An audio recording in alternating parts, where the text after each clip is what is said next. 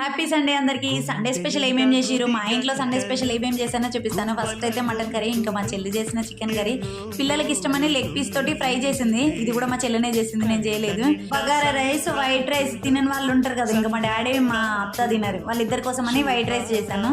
నేను lemon cut చేశాను. ఇంకా మా డాడీకి ఇష్టమని చారు లేకపోతే అసలు తినడు అనేసి చింతపండు నానబెట్టింది మా చెల్లె. నేనైతే నాకు ఇష్టం లేదు, నేనైతే చేయను, నాకు ఇంట్రెస్ట్ లేదంటే ఇంకా మా చెల్లె చేస్తా అని చెప్పేసింది. ఎట్లా చేస్తుందో చూడాలి. ఆమెకైతే అస్సలు రసం చేయడానికి రాదు. మా చెల్లె చేసిన చికెన్ ఫ్రై స్మెల్ బాగా వచ్చిందంటే టేస్ట్ ఇంకెంత బాగుందని చెప్పేసి ఇంకా కిచెన్లో నేను నిలబడి తినేస్తుంది. టేస్ట్ మాత్రం చాలా బాగుంది అన్నది, నాకు కూడా ఒక పీస్ పెట్టింది, చాలా బాగుంది. ఇంకా వంట అంతా కంప్లీట్ అయిపోయినాక అందరం కూర్చొని ఇంకా లంచ్ చేసేసినాము. లంచ్ మాత్రం చాలా అంటే చాలా టేస్టీ ఉంది. మా పాప చూడండి ఎంత బాగా ఎంజాయ్ చేస్తుంది. నాన్ వెజ్ అయితే మాత్రమే తింటుంది, వెజ్ అయితే నేను బతింలాడి తినిపించాలి. పిల్లలు ఇద్దరు అంతే, ఇంకా అందరం కలిసి తినేసినాం. మా కన్నయ్య కూడా ఫుల్ ఎంజాయ్ చేసిండు. ఇంకా మా తమ్ముడు కూడా ఇక్కడ చాలా బాగుందని చెప్పిండు అంతే.